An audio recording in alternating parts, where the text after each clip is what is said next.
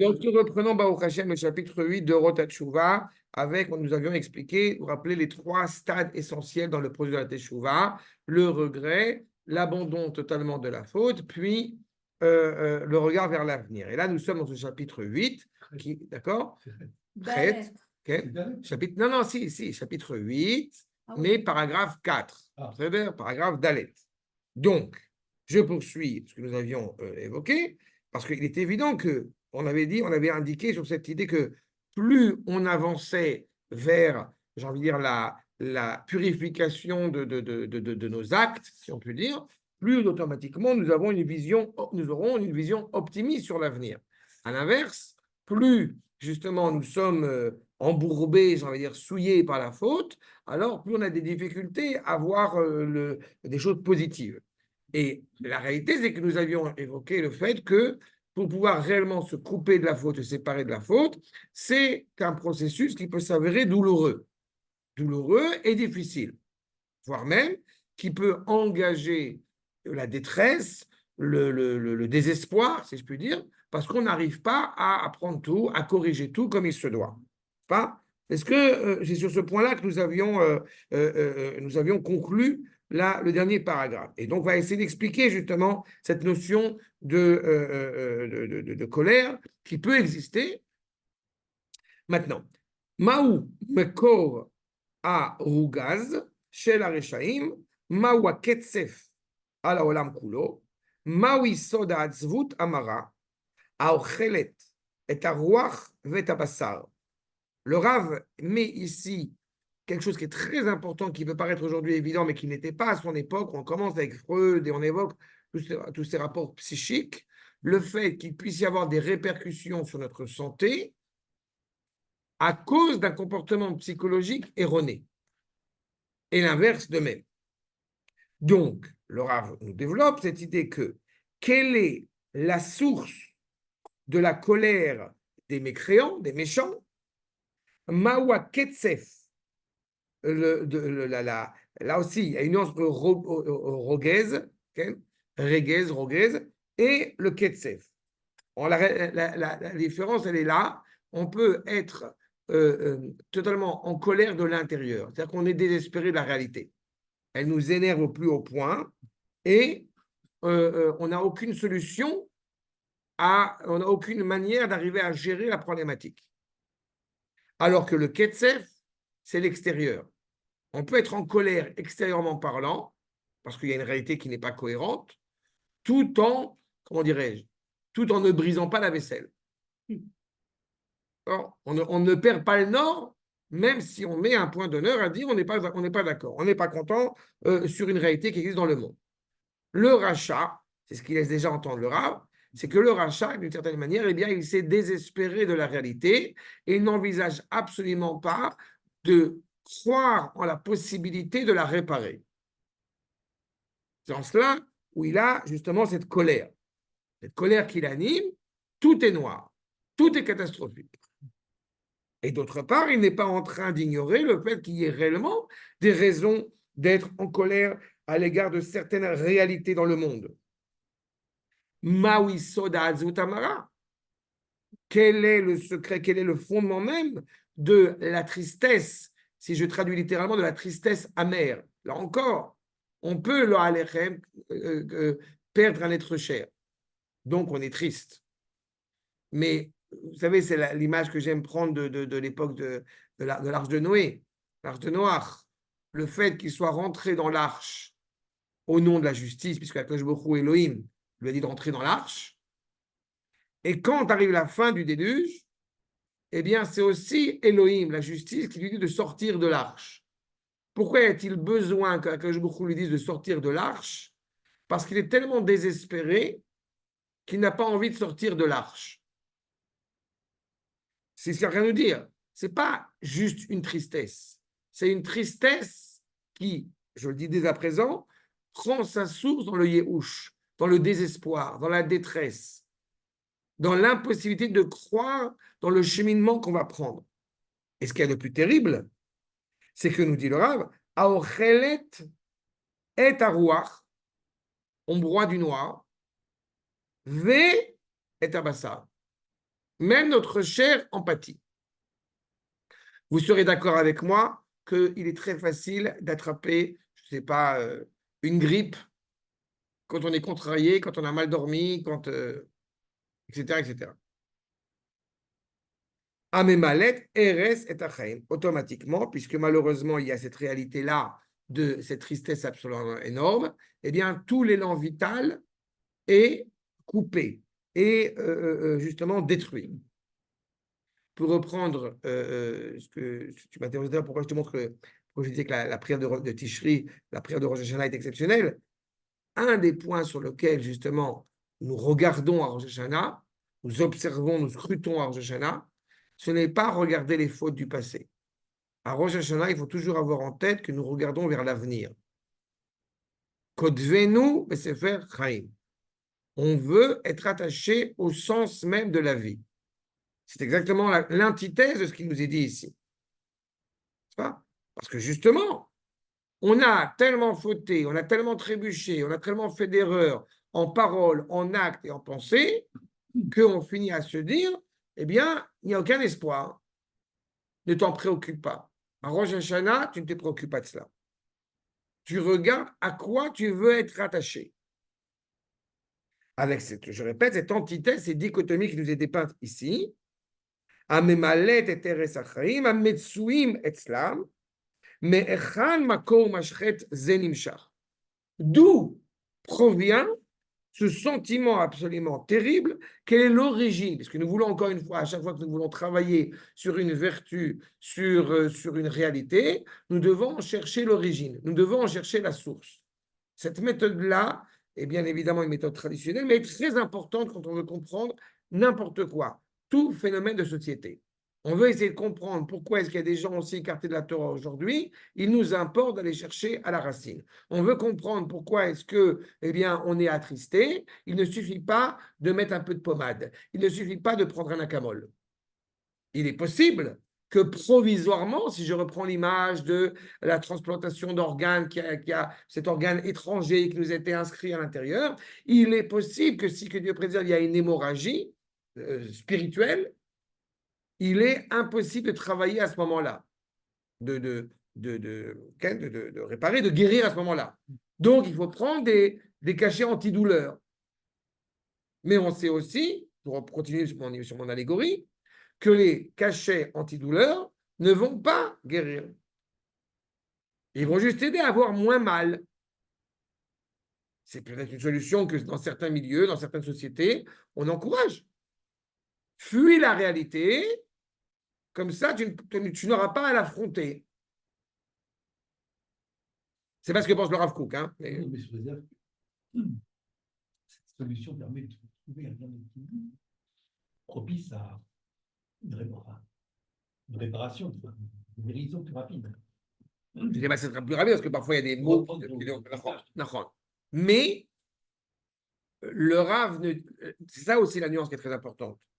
Le Rav ne dit pas justement fuis la réalité. Il va te dire justement regarde la réalité avec hauteur, avec noblesse. C'est l'image subjective, c'est le reflet subjectif qui te renvoie à toi-même, qui t'amène à ce désespoir-là, qui t'amène à cette tristesse. À mon âge, qu'est-ce que je vais corriger? D'accord? Et cette réalité-là, c'est justement parce qu'il est souhaitable. Mais ce n'est pas on fuit la réalité, comme je l'ai dit, c'est on apprend à observer la réalité avec, j'en dirais, avec des yeux vrais, avec un vrai regard. Un regard tourné vers la vérité. La vérité, donc le sceau divin. D'accord? Parce que le médicament n'a pas. C'est le médicament. C'est même pas presque. Tu as dit l'expression qui est importante. Sam Chaim. C'est un médicament, justement. C'est okay? C'est comme on dit, les vrais antibiotiques. D'accord? Mais c'est ça que je veux dire. On veut comprendre que d'abord, avant même d'arriver à. J'ai été très vite. Avant même d'arriver à ça, le médicament Loram, il nous importe d'essayer de comprendre, de saisir d'où vient, quelle est l'origine, mashrat, quelque chose de dévastateur, de détruit, ce qui est, encore une fois, ce qui se trouve chez eux. D'où, encore une fois, et puis surtout, le problème, c'est que ce n'est pas ponctuel. Nous avons des gens qui sont moroses, qui sont constamment qui véhiculent une détresse permanente. Enfin, c'est la catastrophe, c'est la fin, c'est fini, à titre individuel ou à titre collectif. Le monde va mal, l'apocalypse, c'est terminé, on va tous mourir. D'accord? Selon le projet divin, c'est pas vrai. Mais on n'est pas en train de réfléchir si selon Akash Baruch c'est vrai ou c'est pas vrai.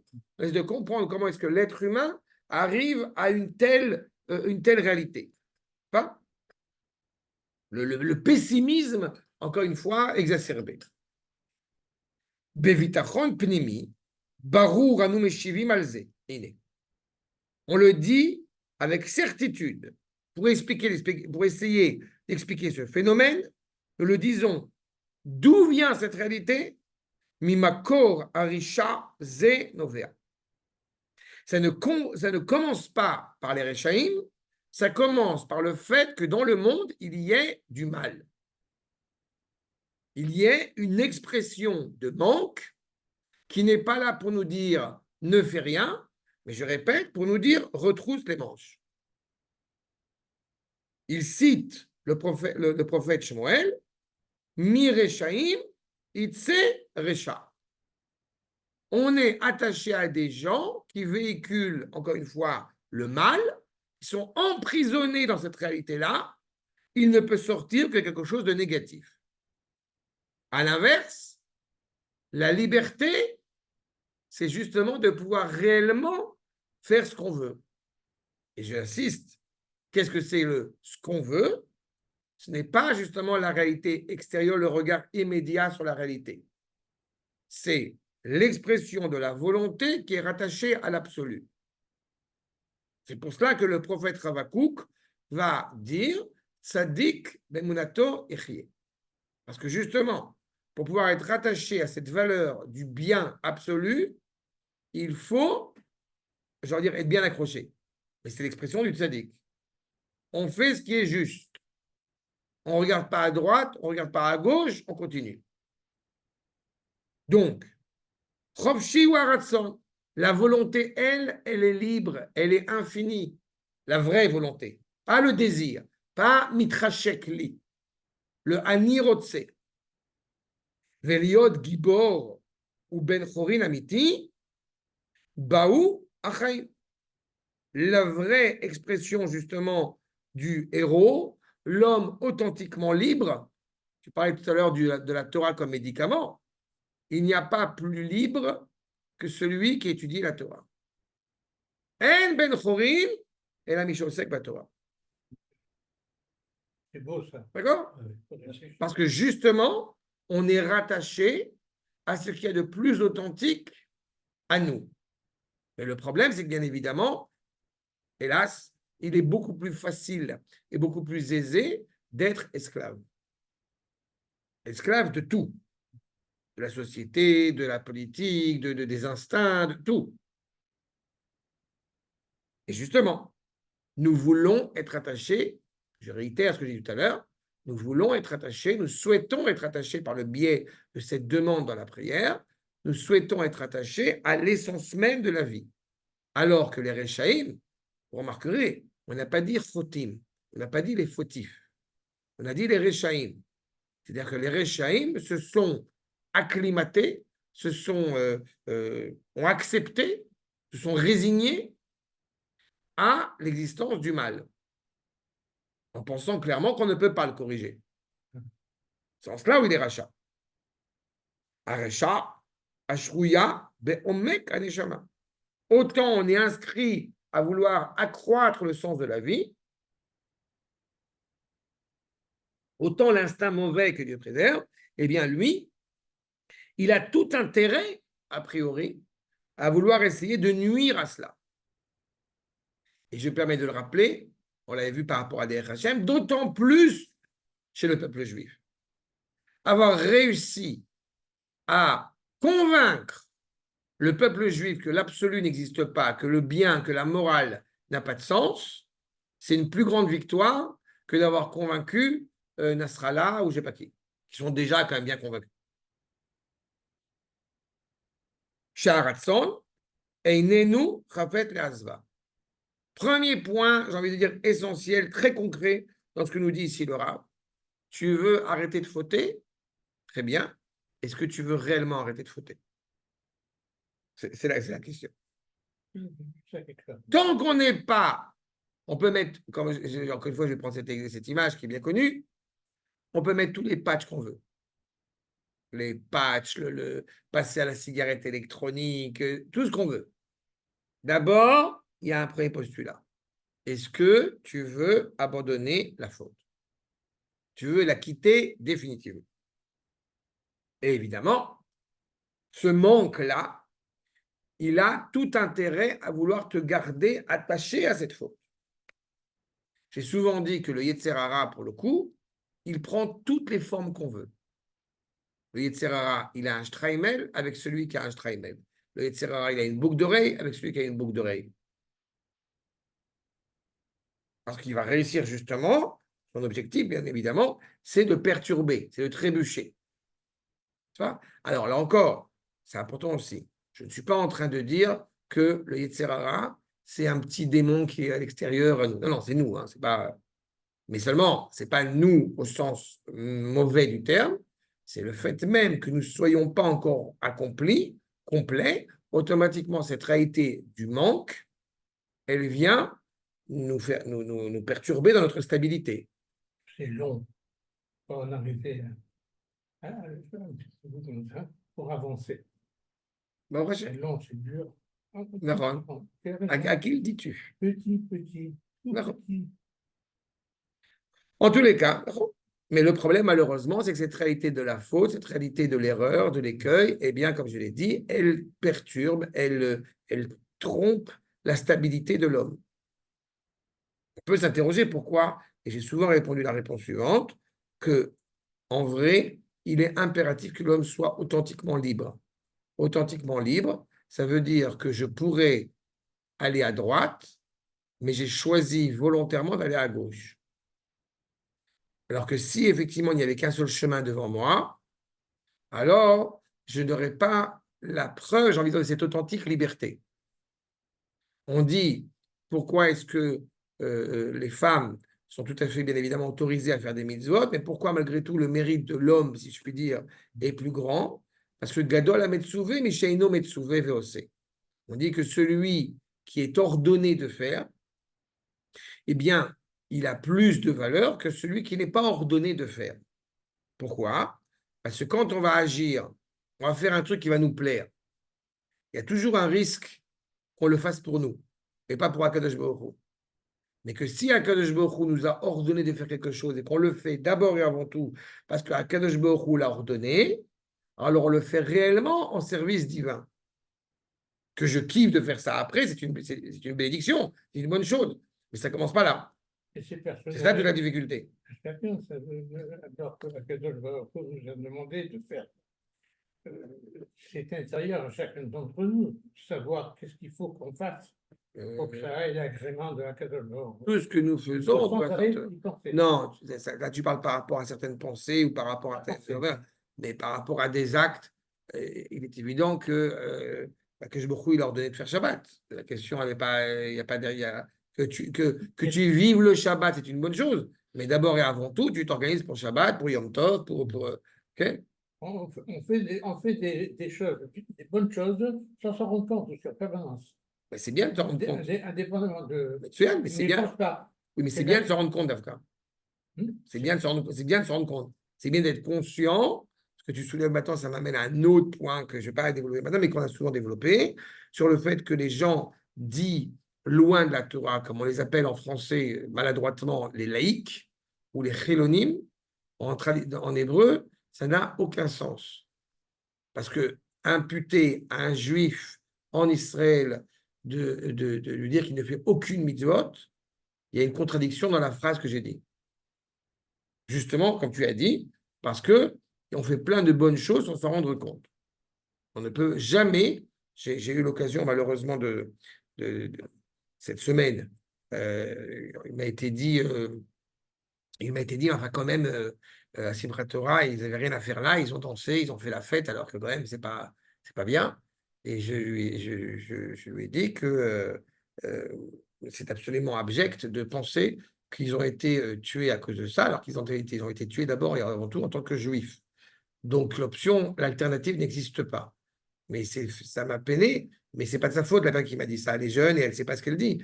Mais on pourrait entendre ces discours, encore une fois, ils ont dansé Shabbat, mélangé, etc. Ils étaient pas. C'est totalement ridicule. Il y a pas, les goïs n'ont pas besoin de raison pour eux, ça. Mais encore une fois, au sein du peuple juif et au sein de ce processus de Teshuvah, il faut qu'il y ait une volonté de vouloir quitter la faute. Pour pouvoir avoir une volonté de quitter la faute, eh bien, il faut d'abord ou entendre ce qui est bien et ce qui n'est pas bien, et deux, ne pas se désespérer de la réalité erronée dans laquelle nous vivons. Ce que le Rav est en train de mettre en évidence. Arei, isoteret et amishkal hashave shel hachaim. Pourquoi, quand je ne vais pas faire Shabbat, quand je ne vais pas manger kasher, je n'ai pas fait une faute, je n'ai pas fait, pour reprendre ces termes chrétiens qui m'insupportent, je n'ai pas fait un péché. Je ne suis pas vrai vis-à-vis de moi-même. Je me suis coupé de cet élan vital qui m'anime. Vous comprenez, cette nuance-là, elle est fondamentale. את היחס הישר שיש לנשמתו של אדם עם כל ההוויה כולה, בכללותה ובפרטיותה, ואירוס ההרמוניה. Je suis bien, je me sens bien, je vis bien, je respire bien quand je suis rattaché à ce qui est vrai, juste et bon, donc divin. Et à l'inverse, quand j'essaye de m'en couper, eh bien, c'est toute la droiture qui m'anime et qui est rattachée à ma neshama, toute mon expérience d'être à la fois collective de tout mon organisme et à la fois individuelle qui, eh bien, en pâtit. Il n'y a plus d'harmonie. L'homme, de manière générale, recherche l'harmonie. On ne cherche pas, comme il y a une disharmonie, donc il y a des souffrances terribles. Donc je cherche à savoir comment retrouver l'harmonie. Mais en attendant, ça se traduit par machovim rabim, mais ça beaucoup de mots, beaucoup de souffrances. Lekshiu choder et la ruach. Là aussi, je suis obligé pour qu'il n'y ait pas de maladresse. Selon ces dires-là, certains vont prôner l'idée de dire, tu comprends, tu as des problèmes dans ton couple, fais Shabbat. Mange kasher, tu vas voir, ça va régler tous les problèmes. Non, c'est une bêtise monumentale. Le Rambam dira que celui qui prend la Torah comme étant justement ce genre de précepte, c'est un idolâtre, c'est une catastrophe. La Torah est l'élément essentiel, l'élément vital qui anime le peuple juif. Ça, c'est point. Maintenant, justement, la Torah n'est pas donnée à des anges tutélaires, elle est donnée à des hommes. C'est-à-dire que celui qui serait rattaché à la Torah, mais au nom de cet attachement à la Torah, se voudrait profondément spirituel, là encore une fois, ce sont des termes qui n'existent pas dans la tradition juive. On parle de Rouhani et Gashmi, mais il n'y a pas de scission entre les deux, à la différence des Grecs. Pas. Mais celui qui dirait, eh bien, je me rattache à la Torah, ta maison, elle a brûlé, que Dieu préserve, c'est matériel tout ça. C'est bête. C'est bête, parce que d'abord, ça contrarie énormément la personne qui a cette maison. C'est le plus important, c'est un neshama. Pour ton corps, on s'en fout. C'est la même chose. Et puis on a l'impression que la Torah, elle est à moi, elle est à nous, au peuple. À qui il a donné la Torah? Il a donné la Torah à toi, à moi, à nous, aux hommes. Oui, mais ça veut dire qu'il et y aux a. femmes qui étaient devant Oui, lui. oui, mais c'est des hommes et des femmes, comme tu as dit. D'abord, c'est pas que eux, c'est tout le. On l'a vu la semaine dernière. Savim, Kulechem Hayom, ceux qui sont avec nous, et aussi ceux qui sont pas avec nous aujourd'hui. Tout l'âme Israël. Et comprends bien dans cette option, ce que tu dis maintenant, que c'est le âme Israël qui croit, qui est confiant dans l'expérience prophétique. Donc il sait pertinemment qu'il y a une neshama et un corps qui sont intimement rattachés l'un à l'autre. Là où ça devient problématique, c'est quand tu as des gens qui vont prôner l'expérience du corps dénué de neshama ou de la neshama dénuée de corps. D'accord? C'est là où c'est dramatique. Dans certains milieux où on va dire le plus important, mange cachère, fais Shabbat. Il y a une phrase de Maïtou que j'aime beaucoup, justement à l'époque de la Géoula, quand il écrit dans son commentaire sur le Spet sur Herzl, il dit, est-ce qu'on fait une maison pour y mettre une mezouza ou on met une mezouza, comme on doit mettre une mezouza alors qu'on fait une maison? D'accord? C'est pas, comment on dit, blanc bonnet, bonnet bleu. Ça n'a pas de sens Il y a une mezouza de ici. créer une scission. C'est exactement cette problématique-là. Nous parlons d'harmonie. Donc la souffrance, elle va venir parce qu'on a parlé de religion pendant 2000 ans, alors qu'on nous importe de parler, encore une fois, de relation à un peuple. Et pour d'autres, eh bien, le peuple, malheureusement, certains voudraient l'évoquer dénué de spiritualité. Mais il y a certains, j'ai pu m'en rendre compte maintenant, qui s'accrochent, en prison dire dur comme fer, qui s'accrochent à cette idée de spiritualité dans le judaïsme. Et donc, du coup, ils vont rentrer dans Rosh Hashanah avec une idée, encore une fois, religieuse.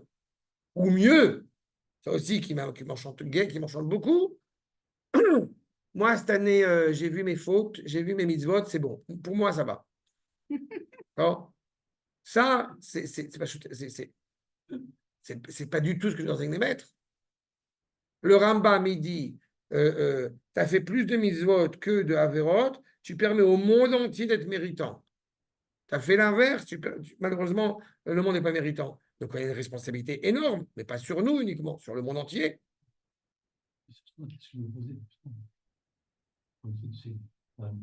Tachanounim, Ken. Oui, mais tu as remarqué que c'est un Tu as remarqué que c'est un arnou. On est intimement rattachés l'un à l'autre, exactement. Donc, Kshu Choder el Arouach, on rentre maintenant dans le Soura. Atsumi Mesura. Il commence à réfléchir, à véhiculer le sens, encore une fois, je répète, de ce souffle, de cette neshama qui l'anime, et il voit bien à quel point sont grandes les souffrances. Chez Midgalim, Betsura, chez Zva'a. On souffre. On souffre terriblement de ne pas être à la hauteur, ou à titre personnel, ou à titre collectif, que le monde ne soit pas là où il devrait être. C'est une souffrance. Mais comment est-ce qu'on peut expliquer la souffrance qui est de la faute et la souffrance qui est invoquée ici? Parce que ce n'est pas la même. La souffrance de la faute, c'est la maladie. Quand tu as fauté, que Dieu préserve, tu deviens malade. Tu as mangé des mauvaises choses. La souffrance qui est évoquée ici, c'est pas on est malade, c'est l'inverse. La souffrance qui est évoquée ici, c'est la souffrance qui vient après s'être réveillé du coma. Vous voyez la nuance? Quand on se réveille du coma, après que du président, je n'ai pas vécu, hein, mais quand on se réveille du coma après un certain temps, eh bien, il faut faire de la rééducation, il faut que les membres reprennent leur vitalité. Et il y a une souffrance là-dessus aussi. On a besoin de soins thérapeutiques là-dessus aussi. Sauf qu'en réalité, on va mieux. On va mieux. Parce qu'on s'est levé du coma. D'accord? Donc, Betsura shel Zva, shel Kitzofon, shel Chutzpah, shel Kalon veYeroush. On est désespéré, on a l'impression. C'est là où c'est une période qui est très fragile et qui est très dangereuse.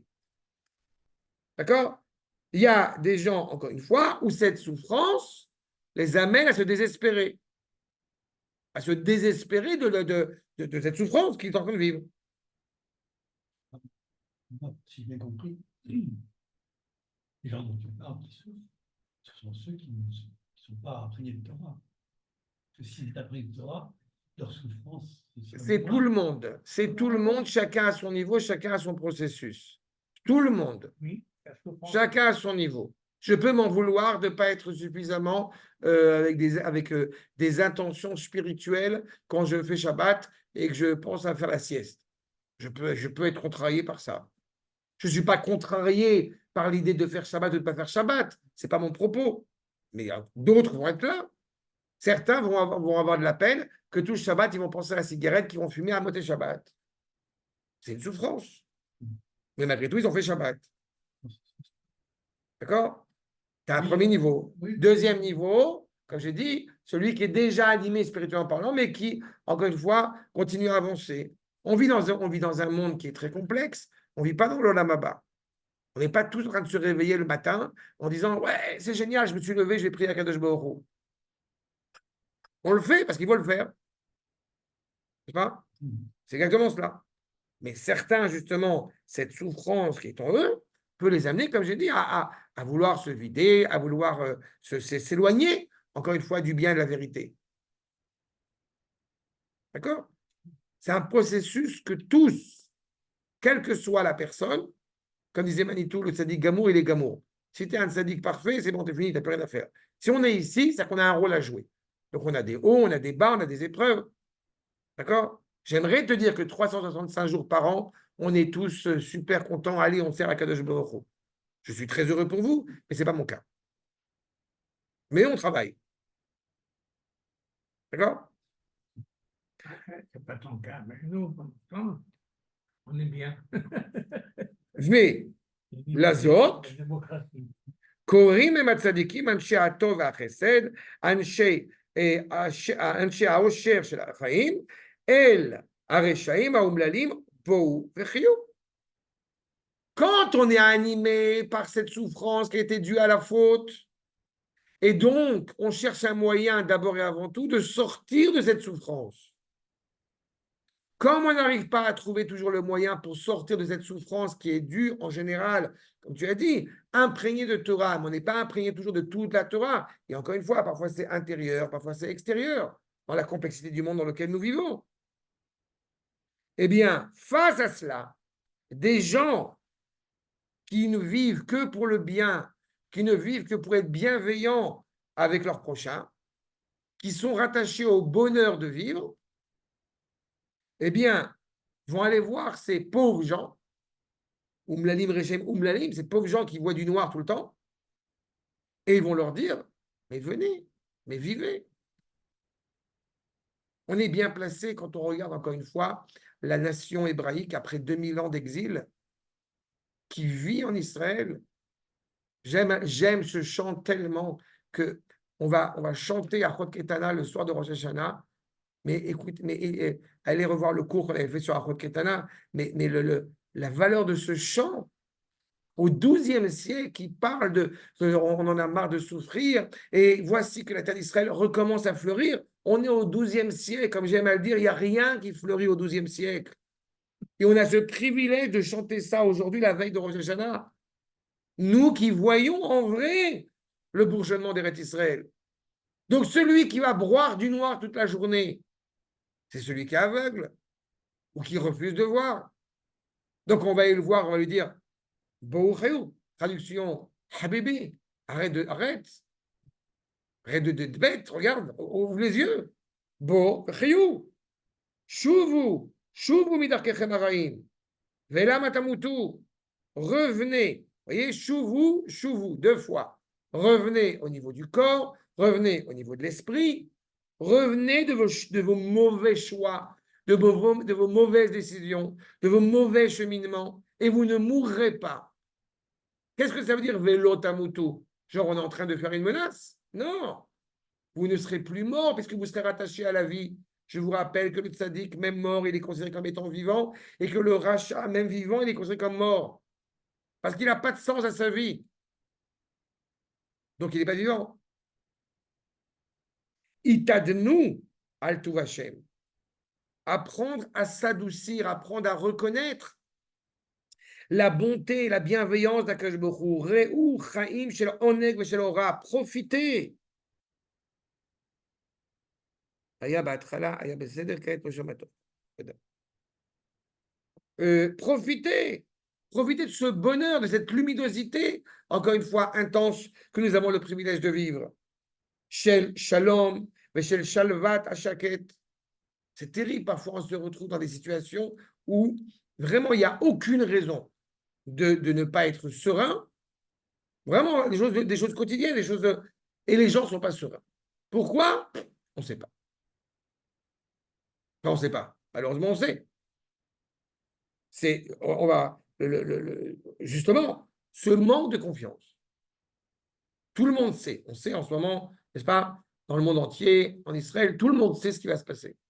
Ce sont tous des prophètes, les journalistes, les politiques, tout le monde sait. Exact. Mais, sauf que ça peut qui est stratégique, qui est une pensée, qui est une réflexion, tout ça, c'est légitime. Mais de venir en mode, nous savons, c'est prouvé par A plus B, qui aurait dit il y a encore 1 an, 2 ans qu'on serait là où on est aujourd'hui, dans le contexte où on est aujourd'hui. C'est encore une fois. Et ça nuit à cette sérénité. Moi, j'ai passé mon temps à chaque fois à dire à tous les gens qui veulent entendre et ceux qui ne veulent pas entendre, arrêtez de voir les infos 24 heures sur 24. Et qu'est-ce qu'il a dit lui? Et qu'est-ce qu'il a dit lui? Ça, c'est du Yetzirah à 300%. C'est anxiogène et ça n'a aucune valeur. Ça nuit justement à ma sérénité. Pourquoi j'ai dit chouvou à 2 niveaux? Parce que je ne suis pas friand de l'autre extrême. Non, moi, je ne suis pas au courant. Parce que là, on en fera une règle qui n'est pas moins grave, qui s'appelle, je rappelle, l'ifrosh minatsibour, de se couper du peuple. On ne veut pas se couper du peuple que Dieu préserve. On veut vivre les événements positifs, réjouissants, et aussi que Dieu préserve attristants du peuple. Mais pas pour que ça nous nuise et nous empêche de regarder, encore une fois, devant. Parce que c'est ce qui se passe chez ceux qui se sont désespérés et qui, du coup, vont manquer de bitachon, vont manquer de kavod. Ils n'ont plus de confiance, ils n'ont plus de respect, justement. Ketal met Hashem, atzar agadol. Alors que, c'est-à-dire, Ketal met Hashem, qui revivim ale aïsel. Justement, les tzadikim, on a dit, ils encouragent les gens à revenir de leur misérabilité, n'est-ce pas? De leur misérabilisme. Bref, tu as compris qu'en réalité, la volonté, vous avez compris en vérité, que la volonté d'Akadosh Baruch Hu, c'est que nous soyons rattachés à lui. Je me permettrai d'ajouter un point qui aussi est très important. On a tendance, surtout pour ceux qui ont grandi comme nous dans des pays occidentaux, donc chrétiens, de voir d'abord Hachem comme quelqu'un qui m'enquiquine, quelqu'un qui m'ennuie, quelqu'un qui va me punir, quelqu'un qui va faire un châtiment. Est-ce que c'est péché de... Alors que, selon le prisme hébraïque, ça commence exactement à l'inverse. Akadosh Baruch Hu, il a par essence, si je puis dire, un rapport bienveillant à notre égard, une volonté bienveillante à notre égard. Et quand nous allons trébucher, quand nous allons nous tromper, son seul objectif, c'est d'essayer justement de nous encourager à revenir sur un cheminement qui nous correspond mieux et qui peut s'avérer douloureux. Et c'est ça l'objectif. Dans la culture chrétienne, on part du postulat, je vous rappelle, que l'homme est un pécheur. La base de la naissance, la base de l'existence de l'homme est une faute. Oui. Donc, ça veut dire qu'il n'y a aucun regard positif sur la réalité, puisqu'on est déjà souillé par essence. Nous venons en disant qu'Akash Baruch Hu a façonné l'homme droit. L'amour d'Akash Baruch Hu n'est pas provoqué par l'homme. L'amour d'Akash Baruch Hu est inhérent au Créateur. Et donc, Chouvou, c'est revenez à cette compréhension-là. Plus on est conscient du lien qui nous rattache à Kadosh Baruch Hu, je n'ai pas dit plus on y croit, je n'ai pas dit plus on va, je sais pas, on va rentrer dans une secte. Et on va... Non, plus on est conscient de ce lien-là, plus même les obstacles, les trébuchements, eh bien, vont demeurer ponctuels et ne vont pas justement, eh bien, s'enliser en nous. D'accord? Achav, Atzar Agadol est né. Le Tsar Agadol, le grand drame, la grande tristesse, chez Margish Kol Tzadik Be'atzmo al Miyut Advekut Elahit. Tu m'as demandé tout à l'heure, ça ne touche que les gens qui ne sont pas imprégnés de Torah. Même les gens qui sont imprégnés de Torah, ils ont aussi un drame, une tension sur un autre niveau. Je vais citer un exemple très connu, le Rav Kook. Le Rav Kook était déchiré entre l'amour d'Akadosh Baruch Hu et l'amour d'Am Israël.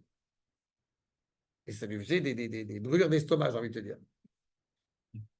Il y a une différence C'est la même chose. Parce que ça peut s'avérer difficile.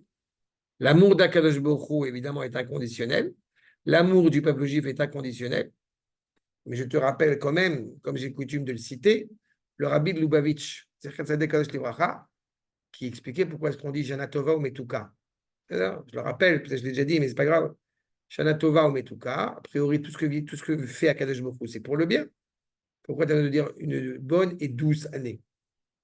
Parce que ce qui est envoyé par Akadosh Baruch Hu, bien évidemment, c'est pour le bien. Mais ça ne sera pas forcément perçu par toi comme étant doux et agréable.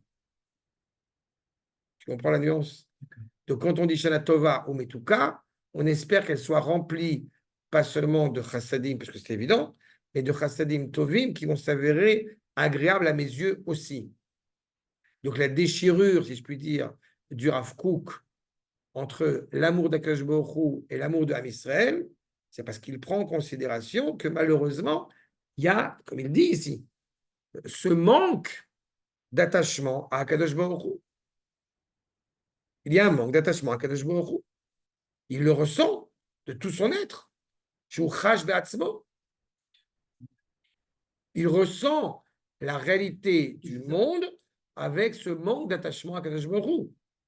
Encore une fois, on n'est pas individuel, mais à partir du moment où ça manque dans le monde, ça me manque à moi. Le tzaddik, il véhicule constamment cette idée-là. Il est animé par la voie juste. D'accord?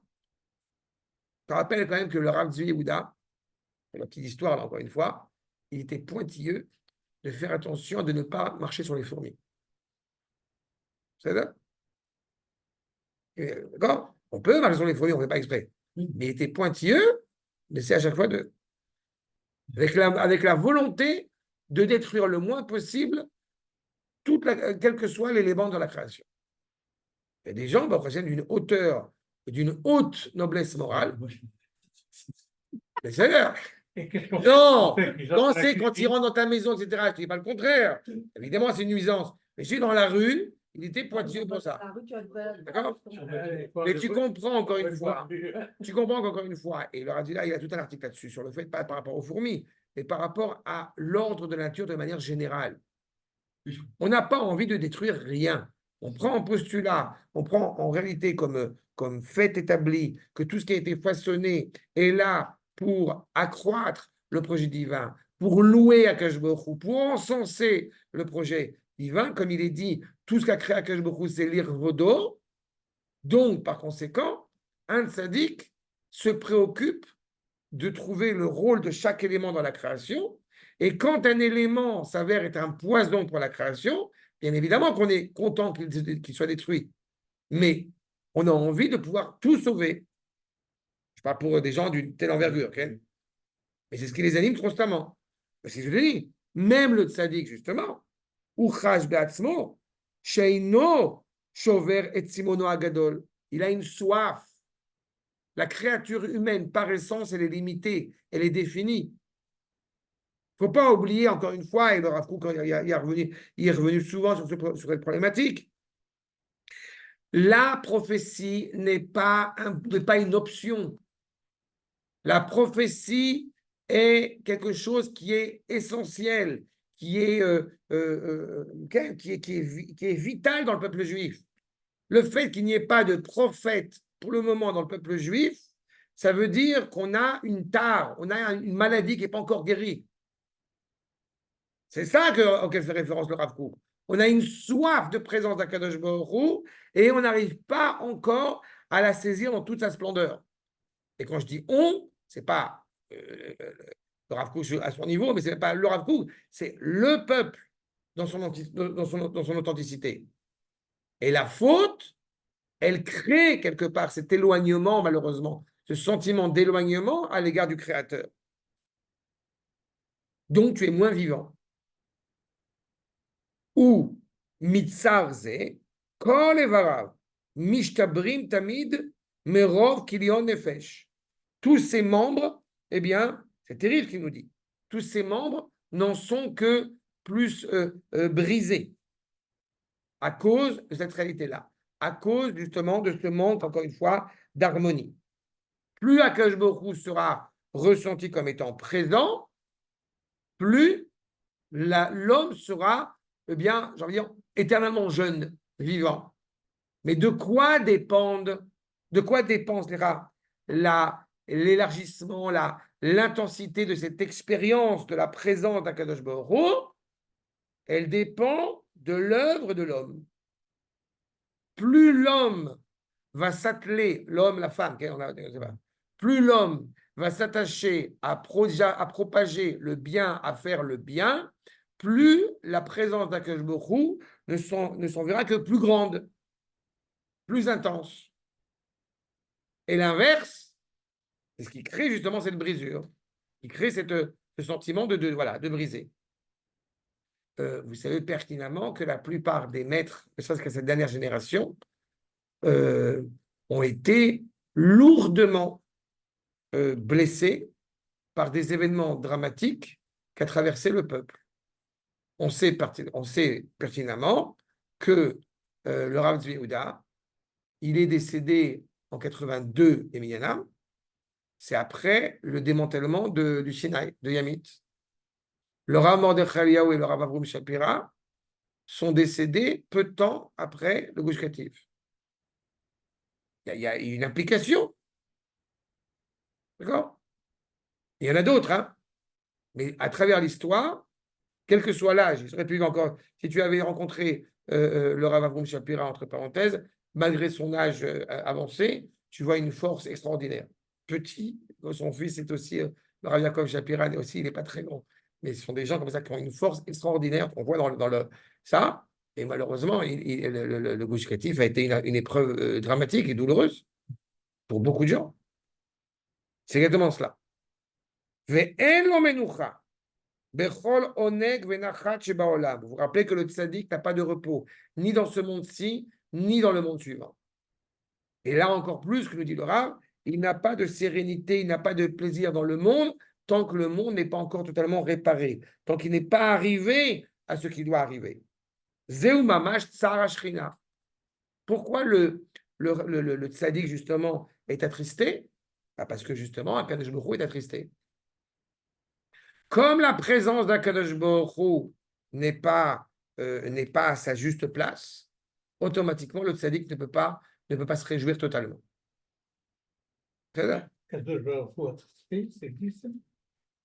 C'est une image, bien évidemment. Mais on ne connaît pas, j'ai déjà dit souvent. Pas beaucoup cette image. Non, c'est vrai que c'est une image importante. Non, tu n'aimes pas beaucoup, ça te regarde. Mais l'image d'Akadosh Baruch Hu qui est attristée, Akadosh Baruch Hu a créé ce monde pour pouvoir y résider. Le fait qu'on ne lui permette pas d'y résider pleinement, c'est un problème. Tout le monde se plaint sur le fait, la grande controverse qu'on connaît tous, est-ce qu'on peut, on ne peut pas monter sur le mont du Temple? J'entends pas suffisamment, malheureusement, de gens qui disent qu'il y a des idolâtres, des musulmans qui jouent au football, et ça je l'ai encore vu la dernière fois, qu'il y a toutes les couleurs de Benetton, comme j'ai coutume de dire, qui montent sur le mont du Temple, librement, et nous, il faut qu'on discute pour pouvoir se prosterner, pour pouvoir prier. C'est-à-dire, je n'entends pas suffisamment de gens qui s'insurgent contre cela. De juifs, je parle. C'est la présence d'Akadosh Baruch Hu. Akadosh Baruch Hu n'attend qu'une seule chose, chouvou, revenez. Achav. Donc c'est Tzara Shechina. Le Tzara Shechina, entre parenthèses, il a été encore plus vivant, encore plus vécu pendant 2000 ans. Pendant 2000 ans, on est en exil. Quand le Ham Israël est en exil, la Shechina est en exil de Shechina. Elle est dans une situation dangereuse. On est encore malheureusement dans une situation aujourd'hui où un certain nombre de Juifs ne sont pas en train de s'interroger jusqu'à ce, comme j'ai coutume de dire, jusqu'à ce que le rabbin Mélenchon et la rabbinite Le Pen les y encouragent. Ils ne sont pas dans une position de se dire on rentre à la maison. On va attendre. Je me permets encore une fois de remettre sur le tapis le dôme de Paris qui s'est produit il y a quelques semaines, enfin l'événement qui s'est produit il y a quelques semaines au dôme de Paris, avec plus de 6000 Juifs. Je rappelle quand même où on leur dit. Vous n'avez pas entendu parler de cela? Ah, je peux vous avoir entendu parler, c'est un événement malheureusement qui a traumatisé, qui a bouleversé pas mal de choses. Il se trouve qu'il y a près de 15 jours, 3 semaines de cela, il y a eu un grand rabbin, le grand de la génération, avec un beau Streimel, qui explique à 6000 juifs qui étaient présents pour une salle qui apparemment pouvait en contenir 4500, il y en a 6000 qui sont venus écouter la bonne parole. Et la bonne parole étant, ne vous laissez pas tenter par par le diable de monter en Israël. Comment? C'est vrai? Il a pu continuer à discuter. Tu vois, il n'a Ben pas oui, la parce que juive. ben, c'est ce qu'ils attendaient. Alors, vraiment. qui c'était ces 6000? C'était des... C'était des gens qui ne voulaient pas monter, ils étaient très contents d'entendre ça. Ah, il n'y a pas un qui a dit qu'il voulait monter, qui a voulu Mais ils péter. ne seraient pas venus. Mais d'abord, il ne serait pas venu. Et puis, tu ne peux pas parler à un grand rabbin qui pleure et qui dit qu'il est inquiet Ah, pour c'est- l'assimilation Un d'Israël, grand rabbin, qui a un grand Streimel. c'est pas un grand rabbin. Ben, il a un grand Streimel. Je ne sais pas combien ils mesurent, pour ça. Comment un grand rabbin? Un rabbin, un simple rabbin. Qu'est-ce que, encore une fois, vous connaissez, Je ne savais pas ça. je m'exprime suffisamment clair sur toutes Oui. ces choses-là. D'accord. D'accord? Mais voilà ce qu'il y a. Là, on est là. C'est incroyable. C'est-à-dire, ça arrache rien. On a déjà étudié ensemble il y a quelques années l'article sur les chauffeurs du Rav Kook. Je le réétudie chaque année parce que j'ai toujours l'opportunité, l'occasion d'étudier avec des certains qui ne le connaissent pas, mon grand désarroi, même des gens qui connaissent un peu la pensée du Rav Kook, qui ne le connaissent pas. Mais cet article, il est fondamental. Il est fondamental. Et à propos des grands maîtres qui sont décédés après, vous comprenez bien que quand vous voyez cet article-là, vous comprenez pourquoi est-ce que le Rav Kook, il meurt quelque temps après. On voit dans Oroth, on voit dans différents ouvrages, qu'il a envisagé ce qu'il pensait impossible. Après la Première Guerre mondiale, il avait compris qu'il allait se passer encore des choses. Pourquoi le Rav de Lubavitch restait à New York? Aux États-Unis. Oui, c'est à New York. Oui, à Brooklyn. Bon, mais ça, je vais te dire, ça, c'est un sujet qui est pas très difficile à comprendre. Moi, je ne suis pas virulent à l'égard des maîtres qui font un travail en dehors d'Eretz Israël pour pousser les Juifs à revenir en Eretz Israël d'abord et Bichal se rattacher. Mais tu n'as jamais entendu un propos, à la différence de ce Streimel que j'évoquais à l'instant, on n'a jamais entendu, que Dieu préserve, une parole malveillante, maladroite à l'égard d'Eretz Israël de la part du Rabbi Lubavitch. Non. Jamais, au contraire, exactement. Quelque part, en restant là-bas, il a critiqué. Oui, mais je vais te dire, Non, mais il a fait un travail énorme dans le il a monde. fait un travail, Pour encore une faire fois, revenir plein de c'est gens ça. de loin. Moi, je vais te dire, je ne suis pas, encore une fois, je n'ai pas la prétention, je n'ai pas envie, j'aurais pas la prétention de me retrouver à faire un centre Chabad à Pékin, mais il faut leur rendre justice. Il y a des Juifs qui sont dans des situations catastrophiques, et encore une fois, je ne suis pas soupçonné, je ne peux pas être soupçonné d'être Chabad parce que je ne suis pas Chabad. Mais il faut reconnaître le travail que fait, encore une fois, cette fois. On peut critiquer certaines choses, mais il y a des choses aussi importantes, et je répète surtout, jamais, au grand jamais, j'ai entendu des maîtres authentiquement Chabad qui ont tenu un propos méprisant à l'égard de ces Juifs qui montent en Eretz Israël. Jamais. Ce qui est déjà une bonne chose. Le problème qui se pose, si tu veux, c'est qu'on souhaite que les Juifs viennent en Israël. Le fait qu'on leur donne les moyens de rester juifs en Israël, quelque part, On tient les propos qu'on essaye de tenir. On essaie de tenir les propos qu'on peut C'est pas tenir. seulement ça, il a permis de redevenir des Juifs à beaucoup de gens. Ouais. C'est ça qu'il faut comprendre. Quel nombre de tchouvot qu'il a Moi, je fait. dis, le problème, il n'est pas là. Le problème, le problème que tu soulèves maintenant, c'est encore une fois un problème par rapport à cette identité juive. Il ne faut jamais oublier, encore une fois, on est la nation qui a des valeurs, qui a une cohérence. Mais il ne faut jamais oublier que dans une synagogue, malheureusement, eh bien, tout va dépendre du discours que va tenir le rabbin. Et malheureusement, il y a des discours qui sont scandaleux. Malheureusement. D'accord? Tu sais, j'ai une grande réflexion. Je veux pas faire les rabat-joie, mais je me suis rendu compte que j'ai quelque chose qui me gênait, je n'arrivais pas à comprendre pourquoi. Le fait de faire une cérémonie à la synagogue, quand il y a un groupe qui fait la Aliyah, on vous souhaite bonne chance, machin, etc. C'est les héros qui partent et tout ça. C'est bien, mais il y a quelque chose qui comme si ce n'était pas naturel qu'un juif fasse ses valises et vienne en Israël. On rentre dans un système où il y a voilà. C'est beau, on monte en Israël. Non, actuellement, ça devrait être quelque chose qui devrait être limpide.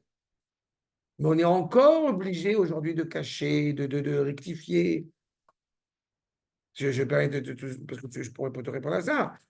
Je suis scandalisé de savoir qu'il y a des parents qui sont venus en vacances en Israël. Je l'ai vu. Et à mes yeux, c'est totalement anti-psychologie, anti-pédagogique en plus. Des parents qui viennent en vacances et qui disent à leurs enfants le dernier jour des vacances, en fin de compte, on ne part pas, on reste là. Ils ont caché à leurs enfants la Aliyah en Israël. Tu comprends quelque chose de très problématique, ça veut dire c'est-à-dire qu'ils ne savent pas comment le dire, ils ne savent pas comment l'aborder. Mais donc, il y a un problème, encore une fois, au niveau du sens des choses. D'accord? J'espère que c'est pas nombreux comme ça. C'est rare. Je parle d'adolescents que je commence à voir un petit peu et je me rends compte qu'il y a une difficulté. Mais encore une fois, ce processus de teshuva, il faut être conscient, parce que la teshuva individuelle et d'autant plus la teshuva collective, eh bien, elle peut s'avérer douloureuse. Mais il faut d'abord, si on parle à un juif, parce que malheureusement, je confirme cette idée que là où j'enseigne justement au lycée, à Mikvé Israël, il y a des juifs il y a des jeunes qui ont grandi en école juive et des gens qui n'ont pas grandi en école juive. Ça ne change absolument rien, voire parfois je vois beaucoup plus d'intelligence et de réflexion Oui, et d'authenticité chez ceux qui n'ont pas grandi en école juive. Ils doivent affirmer leur identité, alors que Exactement. ceux qui sont en école juive, ils n'ont pas besoin d'affirmer. Oui, mais même on leur leur les a un peu orientés dans une direction aussi qui est aussi ça. J'aime bien cet organisme qui cherche à faciliter la vie. Mais c'est l'amour. Ça, c'est bien. Mais je te répète encore une fois, le point C'est essentiel, l'obstacle, c'est la langue. le point essentiel que nous soulève ici le Rav, et qu'on parle de Shabbat, de Kashrut, de l'armée, de venir en Israël, ça, Ashrina, ce que soulève d'abord le Rav, qui est peut-être une idée, mais extraordinaire et peut-être difficile à acquérir, mais c'est d'abord la réflexion de savoir, encore une fois, à quel point la présence d'Akadosh Baruch Hu dépend, d'une certaine manière, eh bien, de l'œuvre de l'homme, à tous les niveaux. Chez Tochen Achaim, chez Kol Olamim Kulam, Homé El Hashlemut Elohit Eliona. Toute la finalité du monde, de tous les mondes, de tout ce qui peut, encore une fois, exister, n'a de sens que pour accéder à cette perfection divine. Chez Tidgalé Ben, elle ne va pas se révéler, encore une fois, dans une dimension spirituelle dénuée du monde. Non, elle va se révéler justement chez ces créatures, chez ces êtres humains, qui sont profondément touchés, heureux, joyeux de participer à la restauration de ces mondes, à la reconnaissance, à la réunification de ces mondes. Ça serait tellement plus facile si l'État d'Israël devenait un État iranien. Tellement plus facile. Mais est-ce que cela serait vrai? Non, mais selon cette option spirituelle dite religieuse. Ça pourrait être tellement plus facile si l'État d'Israël venait en imposant, maintenant c'est comme ça que ça va se faire. Mais si on faisait ça, de ce point de vue-là, la théocratie iranienne, oui, à ce niveau-là, je parle. Mais si on existait de la sorte, la vraie question n'est pas de savoir si ça serait sympathique, si ça serait facile, ça serait bien. La vraie question qui doit nous importer, c'est est-ce que telle est la volonté d'Akadosh Baruch Hu? Réponse, non. Mais c'est fondamental. Idgalut azot, justement, cette révélation-là, Be'archavata, Veta'anugea, par les plaisirs qu'on va en tirer, on vit mieux, on vit plus. Mutna, hi, shetzricha lirshichlul aratzon achofshi, hine, ratzon achofshi shel bnei adam. On peut réellement accéder à cette présence extraordinaire d'Akadosh Baruch Hu qui s'inscrit, puisque je rappelle, la chouve est la Hachem. On veut retrouver cette cohésion avec Akadosh Baruch Hu. Eh bien, cela prend toute sa forme et permet à la volonté, elle est conditionnée par la volonté humaine qui devient plus libre et qui passe son temps à se perfectionner, à s'accroître, à se révéler avec plus de force. Dois-je le rappeler, une fois de plus, on voit le discours, quelles que soient les motivations. Je ne rentre même pas dans la problématique politique, je m'en fous.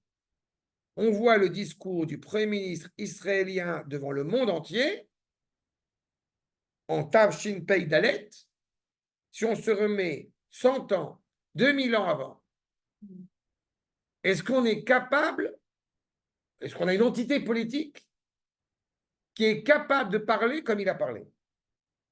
Eh bien, ma petite connaissance de l'histoire me dit que non.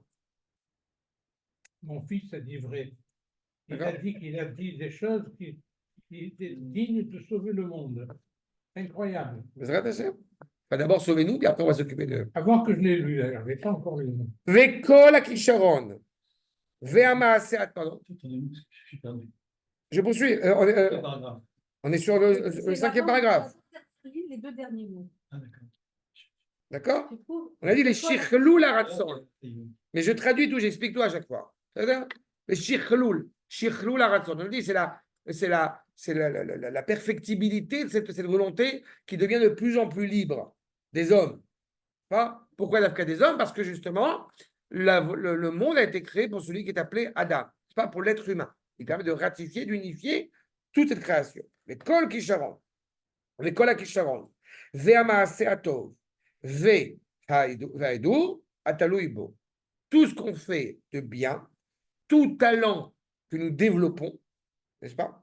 Eh bien, il est évident qu'il permet une plus grande visibilité, une plus grande expression, je répète, de la parole d'Akadosh Baruch Hu. C'est à ça que nous aspirons. N'oublions pas qu'à Rosh Hashanah, nous rencontrons le roi dans son palais. À Yom Kippourim, on rentre dans sa chambre par le biais du Kohen Gadol. Et à Sukkot, il est chez nous. On est là. Et c'est progressif. Depuis Rosh Hashanah jusqu'à Simchat Torah, une présence, une symbiose, comme j'aime à le dire, un Bluetooth entre Akadosh Baruch Hu et Am Israël d'une telle intensité. C'est pour ça que Simchat Torah, c'est le moment le plus joyeux de l'année. C'est la seule fête qui est appelée Zman Simchatenu. Et évidemment, si vous vous interrogez, mais alors comment c'est possible que il faudrait, là encore une fois, bien connaître l'histoire pour se rappeler toujours que tous les plus grands antisémites, les plus grands pourris, ils ont toujours essayé de trouver le jour qui a de la valeur pour le peuple juif pour essayer de le détruire. Je dis justement pour ma part que cette année à Simchat Torah, tout le monde se dit que ça va être différent Simchat Torah cette année par rapport à ce qu'on a vécu. Eh bien, je soutiens la thèse que cette année, il faut montrer une simcha à Simchat Torah qui est une simcha hystérique, exaltée. Encore plus exaltée qu'elle a été l'année dernière pour des raisons tout à fait légitimes. Ouais, mais ça, tu dis ça parce que grâce à Dieu, tu n'as personne de ta famille qui a été touchée. Alors, je répète que d'abord, c'est faux. Je te rappelle quand même que je n'ai pas ce rapport à la famille. J'ai souvent dit que j'ai un rapport au peuple et pas un rapport à cela. C'est la première chose. Dans ta chair, c'est Non, pas la même chose. je ne suis pas d'accord. Et la preuve, c'est que tu as quelqu'un comme le Hesh Kodesh, je te rappelle quand même, qui lui, pour le coup, en plein milieu du ghetto de Varsovie, justement pour les Hakafot Shniot à Simchat Torah, et même pendant Sukkot, Birchla, où il a perdu malheureusement son fils et sa belle-fille, et on raconte qu'il a dansé pour Simchat Torah avec une force extraordinaire. D'accord? Notre peuple a traversé des épreuves très douloureuses. Encore une fois, ma manière de voir les choses n'est jamais individualiste. Quand tu dis j'ai pas vécu dans ma chair, c'est tout à fait vrai, à mon grand bonheur. Mais à côté de cela, je suis suffisamment marqué par, d'abord, tous on est marqué quand on a vécu en Israël depuis 30 ans à aller des enterrements, mais j'ai été suffisamment marqué par notamment trois enterrements, comme je dis souvent, trois jeunes que j'ai connus dès leur plus jeune âge, que quand on est accompagné, quand on a vécu, et que malheureusement j'étais à leur enterrement. Donc la souffrance, elle appartient à tous. La souffrance d'une famille, évidemment, mais en plus ça, les témoignages que je rapporte là, tu peux écouter le Rav Ben Ishai, comment est-ce qu'il s'exprime, tu peux écouter le Rav Cherki, comment il s'exprime. Justement, on n'est pas en train de nuire, de réduire la souffrance qui est, encore une fois, mais incommensurable, innommable. Mais on s'inscrit dans un processus du klal, dans un processus du peuple juif. Justement, si on n'essaie pas avec force de se réjouir à Simchat Torah, ils ont gagné. Ils ont gagné. C'est ça qu'il faut bien entendre. La teshuva, c'est teshuva vis-à-vis d'Akadosh Baruch. Maintenant, encore une fois, il faut toujours avoir en tête que un des 13 attributs de la émouna, de la confiance envers Akadosh Baruch Hu, c'est la confiance dans la résurrection des morts. Si il y a des gens dont on est certain qu'au moment de la résurrection des morts, ils vont se lever en premier, c'est eux. Il n'y a pas de doute sur le sujet. Esther, elle a perdu Olam Hazé, mais elle a le Olam Haba pour l'éternité. Ce n'est pas une parole consolatrice. Ça n'est pas du tout contradictoire avec le fait, c'est très important ce qu'a soulevé Eliette. Ce n'est pas du tout contradictoire avec le fait de pleurer. Moi, il y a des noms que quand je les prononce, aujourd'hui, je me mets à pleurer. Je les ai en tête, je les ai vécus, je me mets à pleurer. Mais en parallèle avec cela, eh bien, j'apprends à me renforcer dans cette période difficile qui est la nôtre. J'ai toujours dit que le rapport que j'ai avec mes élèves est un rapport paternel. J'ai des élèves qui sont dans le sud, qui rentrent à Gaza, qui sortent de Gaza. C'est des élèves qui ont passé, comme vous le savez certainement, parce que je ne suis pas le seul, qui sont allés dans le nord, qui sont au Liban, qui ont passé les fêtes de Rosh Hashanah. Certains sont mariés, qui vont être au Liban à Rosh Hashanah et que leur femme, elle est toute seule avec 1, 2, 3, 4, 5 enfants toute seule. On entend ce qui se passe. On n'est pas aveugle. Quand tu écoutes cette logique, moi, j'ai un chat dans la gorge. Tu veux prendre un verre d'eau? Mais cet événement, cet octobre dramatique, nous a permis d'arriver à nous en sommes. Aujourd'hui, on parle de libérer justement le monde du temple. On veut remettre en cause le statu quo. Ceux qui vont peut-être en- Non, mais j'entends ce que tu dis. J'entends ce que tu dis et tu as raison. Mais encore une C'est fois. bien. En tout cas, ça m'a l'air d'être contagieux, là. Après, c'est- Dans moi, ça. Non, c'est pas une utopie parce que non, il y a un processus qui est en place. On verra ce que ça donnera, mais peu importe. Il est certain, de toute façon, il n'y a pas besoin d'être de ce truc. Encore une fois, Rabotai, il faut être conscient que c'est tout ce qui inonde cette teshuva. Il faut être conscient que le processus de la teshuva n'est d'abord pas individuel. N'est-ce pas? Il y a une luminosité de la teshuva qui inonde le monde et l'homme, on l'avait évoqué dès le premier cours, l'homme y participe.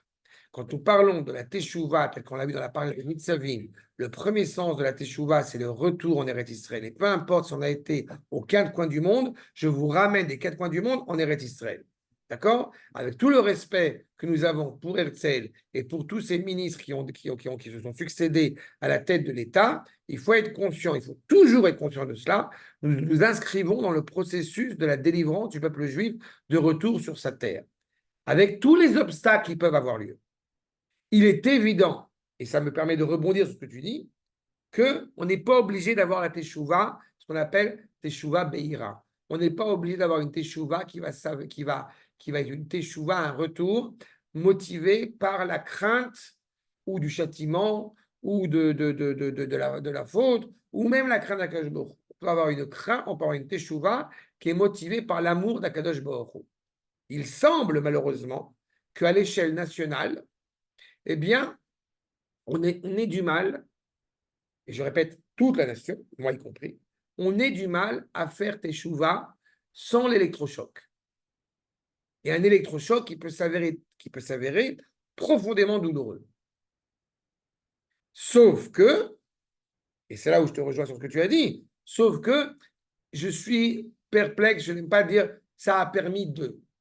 Parce que si on avait pu l'éviter, j'aurais été très content. D'accord? Mais malheureusement, on ne comprend pas. Et rassurez-vous, il y a encore des gens qui ne comprennent pas. D'accord? Et la douleur qu'évoque ici le Rav Kook, elle... D'accord. Mais la douleur qu'évoque ici le Rav Kook, c'est justement cette problématique-là.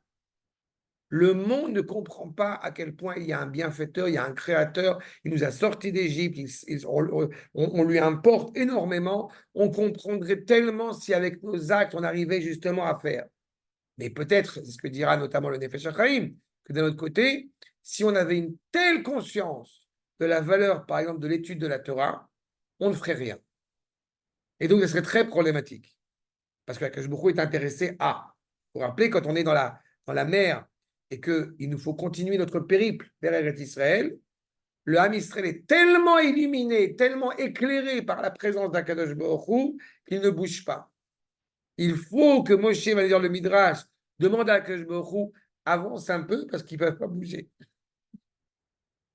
Ils sont obnubilés par cette présence d'Akadosh Baruch Hu, encore une fois, qui les anime. Ça peut s'avérer problématique.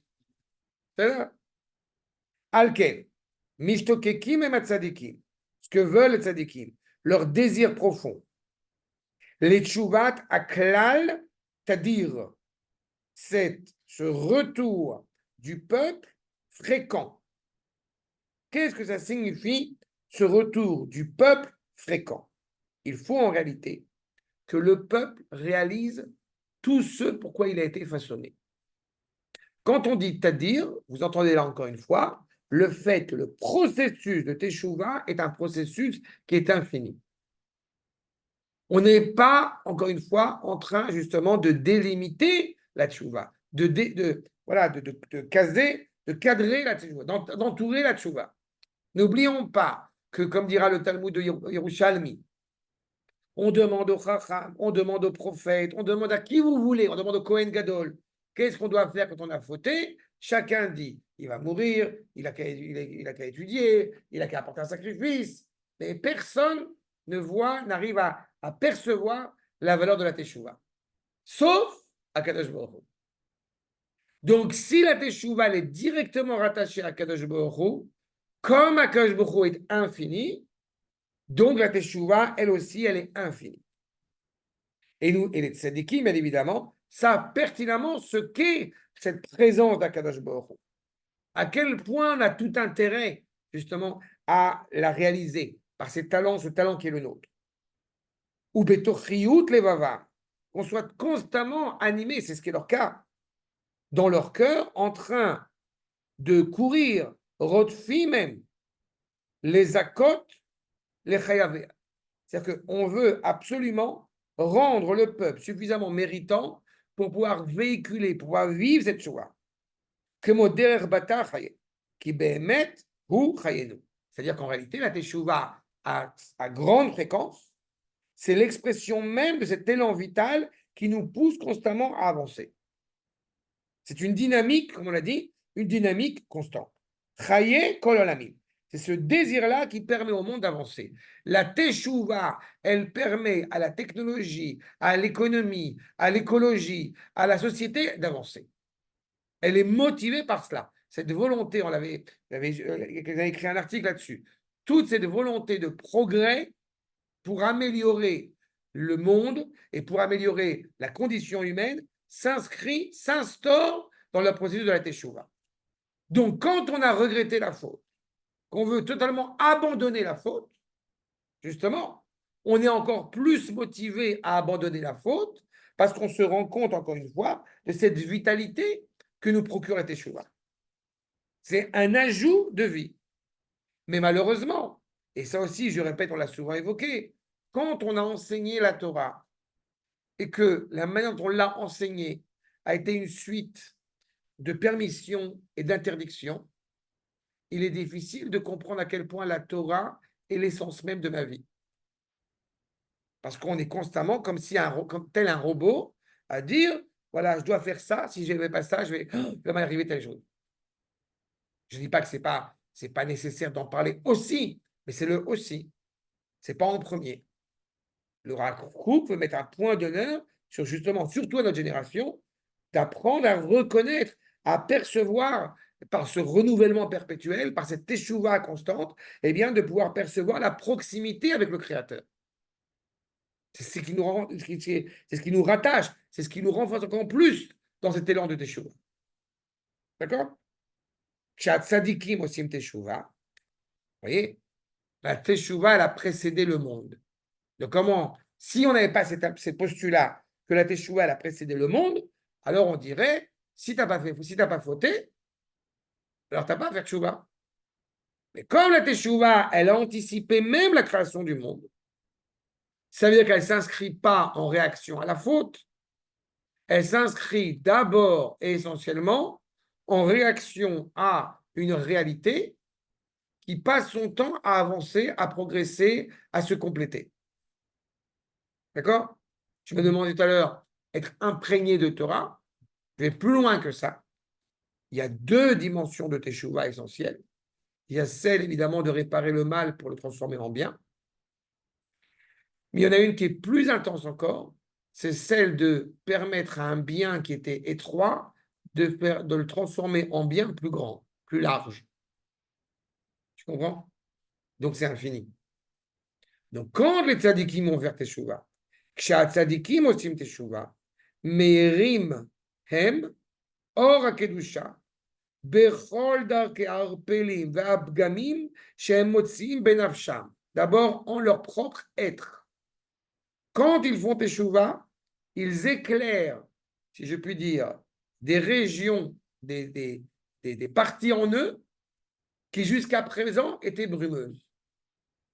L'exemple du sport que je prends à chaque fois, on fait pas de sport, il y a des membres qu'on ne sait même pas qu'ils existent et on ne connaît même pas leur importance. Puis soudain, on fait du sport, alors de prime abord, ça nous fait mal quelque part, un membre qu'on n'a pas utilisé, et puis après, eh ben, on se sent encore plus fort, encore plus jeune, encore mieux. C'est exactement cela. Notre vitalité prend encore plus de force. On faisait pas attention à ce qu'on mangeait, et soudain, eh ben, on est plus prudent dans ce qu'on mange. Soudain, on peut marcher plus vite, on peut marcher mieux, parce qu'on est un petit peu maigri. Parce que, ça, j'en sais rien, vous avez compris l'image, quoi. D'accord? Quelle que soit la performance individuelle, encore une fois, dans la pratique, il s'avère qu'en améliorant justement, eh bien, cette situation, cette condition, automatiquement, ça a des implications. Et pour le coup, pour les tzadikim, ça a une implication encore plus grande. Aetzot, shemechachim latzmam. Vous remarquerez que les etzot, que dit ici le Rav, on pourrait le traduire en français par les conseils. Sauf que dans le Zohar, dans la Kabbalah, il s'agit des mitzvot. Un tzaddik, il n'est pas en train de dire c'est bon, j'ai fait suffisamment de mitzvot pour aujourd'hui. Non. Il est toujours à la recherche de savoir où je peux sanctifier le nom d'Akadosh Baruch Hu encore plus. Où je peux faire encore une mitzvah. C'est à cause. Peut-être pas, non, c'est עכשיו, עצות שהם מחדשים לעצמם, ils renouvellent chez eux des réalités qu'ils ne pensaient pas. לעלות מתוך הנפילה והייאוש שבלבבם לתוך האור הבהיר של הקדושה והיושר העליון. Alors qu'ils ont quelque part peut-être chuté, peut-être fait une erreur, peut-être trébuché, et qui a amené à un certain regret en leur cœur même, eh bien, va s'avérer, va révéler une lumière, comme je l'ai dit, animée par la sainteté, encore plus intense, encore plus supérieure. On n'est pas en train de prôner on n'est pas en train d'être fier de ne pas être né en Israël, et pourtant, eh bien, on a une appréciation sur ce bonheur d'être en terre d'Israël qui peut-être parfois s'avère plus grand que quelqu'un qui serait né ici. C'est pas une erreur qu'on ait pu commettre et soudain on découvre chez nous, eh bien, un sentiment, une émotion à l'égard de faire telle chose. J'ai encore plus large. J'ai un soldat parmi les soldats que j'ai préparés à la conversion, et il a participé à une Achnanat Sefer Torah. Là, il a fait le Bedin, et ça a passé, bon, et il a fait une Achnanat Sefer Torah. Et il m'a envoyé la photo, le sourire qu'il a quand il tient Sefer Torah. Et là, je parle d'un gars qui est un vrai converti authentique. Cette émotion-là, quand on n'a pas forcément connu cela et qu'on prend le Sefer Torah et qu'on arrive à avoir cette émotion-là, ben on découvre une force en soi qu'on ignorait jusqu'alors. C'est ça qu'elle veut nous dire. Et donc pour les tzadikim, encore plus, puisqu'ils se passent leur temps à vouloir faire du bien, à vouloir accroître la présence d'Akadosh Baruch Hu, se renouveler au quotidien. Et donc, tout ce qu'ils font, nous dit le Rav, En atzman ne'esot orot gedolim la'ir la'olam. Ce n'est pas seulement un éclairage particulier, individuel. Le monde va mieux grâce à ces tzadikim. C'est pas? Grâce à ceux qui sont animés par encore une fois, cette volonté de justesse constamment, au quotidien. Ve'kol hamargish be'atzmo omek nocham hateshuva celui qui le ressent profondément en soi, cette consolation que procure la Teshuvah. V. Itmarmerut amachashav et tikkun pegamav. Et cette amertume, c'est intéressant. D'un côté, il parle de consolation que procure la Teshuvah, et en parallèle, l'amertume de penser à ce que les méfaits ont infligé, ont impliqué, ont influé sur lui. Cette ambivalence-là, c'est l'expression du tzaddik. Et là, pour le coup, sortez, je pense que ça paraît clair, mais c'est important de le rappeler, sortez-vous de la tête le tzaddik au sens mystique du terme avec l'auréole au-dessus de la tête. C'est une volonté qui peut se découvrir chez chacun d'entre nous, dans cette volonté d'être animé, je répète, par, encore une fois, la justesse. Il y a, je rappelle qu'il y avait une remarque qu'on avait fait entre copains qui n'était pas claire chez tous, cette idée de sentir pas bien parce qu'on n'avait pas encore fait mincha. C'est vrai, c'est pas... D'accord? Alors, Aux yeux de certains, j'ai pas fait mincha, bon, c'est pas grave, on s'en fout. Aux yeux de d'autres, bon, il ne faut pas que j'oublie faire mincha parce que c'est mon devoir, c'est la mitzvah de la journée. Et puis il y a celui qui est... vous voyez un peu la... Bon, ben c'est ça. C'est une anecdote à Gaza. Il a fini une rare. Et là, au moment de se tourner vers Jérusalem, il a vu un terroriste sortir de la voiture. Il a tiré dessus. Je sais pas si t'as des... Non, mais c'est bien. Ouais. En tous les cas, Beinotam chez Tikunam Gvar Ole Beyado. Il y a parfois, dans ce processus de Teshuvah, on voit des choses qu'on a déjà réparées. Grâce à Dieu, on a réussi à les réparer. On vit sur une autre planète. Ben Otam chez Tikunam Eino Le Adain Beyado. On sait très bien qu'il y a des choses que nous faisons, on les fait, je ne veux pas dire machinalement, parce qu'il y a un côté, sans faire attention. Mais il y a des mitzvot que nous faisons, il y a des choses quand on œuvre dans le projet divin, que nous faisons avec exaltation, sans avoir besoin, sans être inquiété de savoir si j'ai fait ce qui était juste ou non. Et puis il y en a d'autres où je dois, bien évidemment, être prudent. D'accord? De ce que je fais. Je ne vais pas... c'est comme le fumeur qui a arrêté de fumer et qui se retrouve dans un environnement où tout le monde fume. C'est peut-être pas la chose la plus judicieuse à faire où il va se mettre en danger. Pas? On sait très bien, comme rappelle le Rambam dans les Teshuvah, que cette capacité, la preuve que la Teshuvah est accomplie et complète, c'est quand je me retrouve au même endroit, dans une même circonstance où j'aurais pu fauter, et ce n'est pas je me retiens, c'est je ne pense même pas à fauter. Voire même je suis dégoûté de la cigarette, pour l'image. Mais c'est souvent comme ça. Excuse-moi de t'interrompre. Oui. Aaron, il vient de rentrer. Il y a un missile qui est parti de l'Iran, des missiles qui sont partis de l'Iran, qui mettent 12 minutes pour arriver dans le nord. Donc là, il reste à peu près en Israël. Il y a à peu près encore 8-10 minutes. Donc à se méfier. J'ai compris. C'est important. Hazak. Mais je dis voilà, à propos. Quand on va faire au mieux, au moins on essaie de finir, d'avancer un peu. il faudrait le faire avec. Donc, juste je termine ce paragraphe. Il y en a eu à Jérusalem aussi. Ma fille, elle est à Mamila, ils sont rentrés dans un miklat. Attention. Oh là là. Bon, on va continuer à étudier la Torah. Là, les mots Torah. Attention. En tous les cas, on dit bien que Ils sont tous dans le miklat. Aranana aussi, ils sont dans le miklat. ce qu'on a réparé, très bien, ce qu'on n'a pas réparé, qu'on sait qu'encore c'est plus compliqué à ressentir encore une fois cela, eh bien, tout cela, ça s'inscrit dans un processus, et bien évidemment, un dilemme qui peut exister. Les